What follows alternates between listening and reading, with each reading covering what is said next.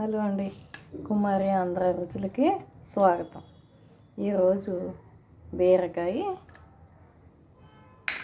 వేరుశనగ గుళ్ళతోటి చట్నీ చేసుకుందాం.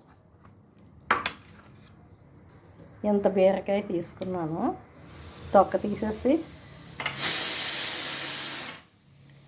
తీసేసి ఇదిగో పీచుగా ఉన్నాయని, పీచు కూడా మంచిది కదా, ఫైబర్ ఎక్కువ ఉంటుంది కదా, అందుకని బ్లడ్ పడుతుంది. బీరకాయ తింటే ఫైబర్ బాగుంటాయి, అన్నింటికి బ్లడ్ అన్నీ పడతాయి.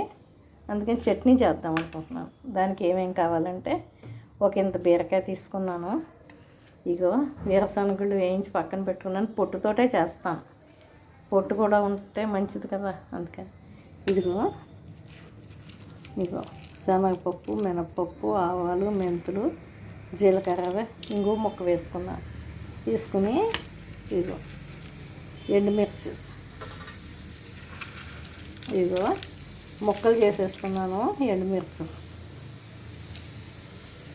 ఇదిగో తొక్క తీసి ముక్కలు చేసేసుకున్నాను. బీరకాయ ముక్కలు ఇదిగో పచ్చిమిర్చి, ఇదిగో చింతపండు కొంచెంగా వేసుకున్నాం, ఎక్కువ పులుపు ఉండకూడదు కదా, అందుకని ఇదిగో బెల్లం ముక్క ఇంకో ఇంత తీసుకుంటాను, చిన్నగా ఉంది కొంచెం.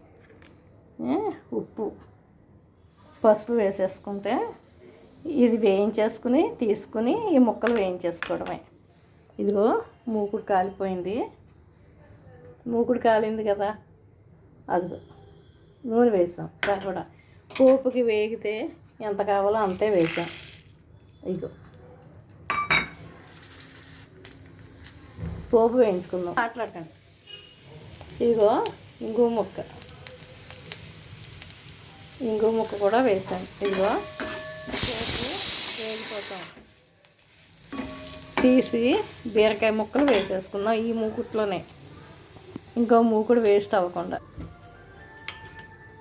ఇదిగోండి నూనె వేసాం.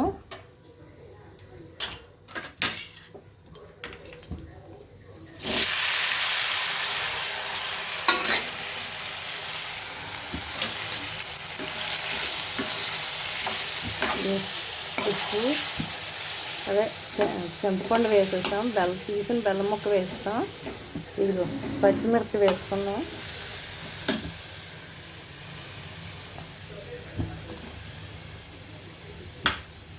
ఇది నూనెలో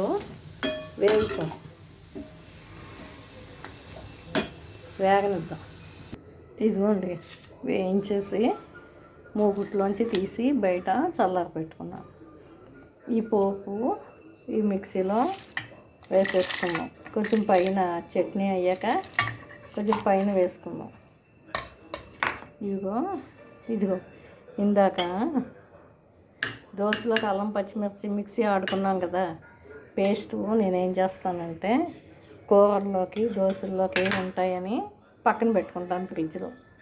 ఒక 4-5 రోజులకి వస్తుంది అది.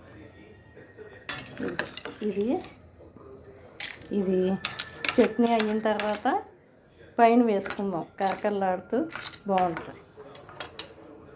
ఇప్పుడు చట్నీ మిక్సీలో చట్నీ చేసేసుకుందాం.